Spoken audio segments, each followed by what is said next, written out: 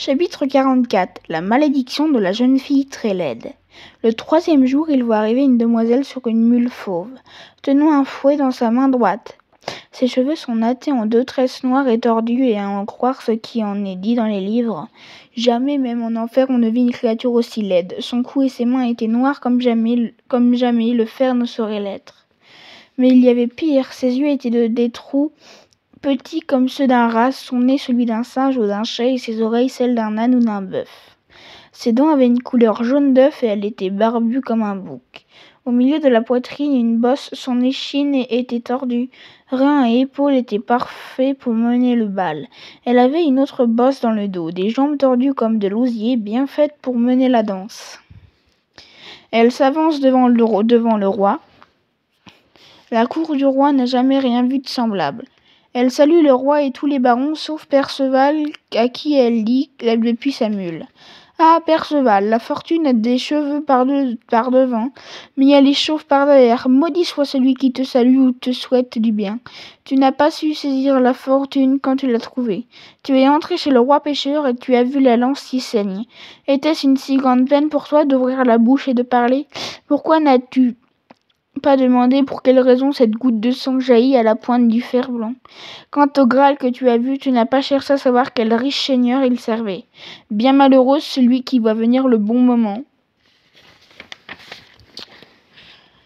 Mais qui attend alors qu'il en vienne un meilleur?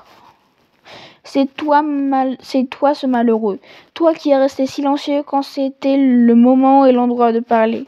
Tu en avais pourtant l'occasion. Quel malheur que ton silence. Le riche roi souffrant aurait pu être guéri de sa plaie et maintiendrait ses terres en paix. Et ce qu'il ne fera plus jamais. Sais-tu ce qui va arriver? Les dames perdront le mari, les terres seront dévastées, les jeunes filles sans secours seront orphelines. Beaucoup de chevaliers mourront. Tous ces mots à cause de toi.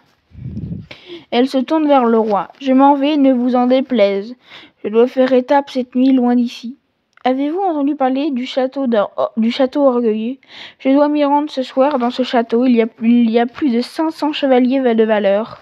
Chacun d'entre eux a son ami, des fables nobles, courtoises et belles.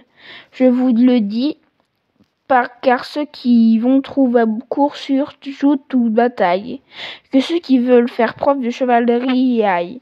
Mais pour celui qui voudrait avoir toute la gloire du monde, je connais le lieu où il pourra la conquérir. S'il est assez hardi, sur le mont Esclair, une demoiselle l'est assiégée. Celui qui la délivrera en aura les plus grands honneurs. Celui à qui Dieu accordera cette victoire pourra ceindre sans crainte l'épée au merveilleux baudrier. Elle se tait et s'en va.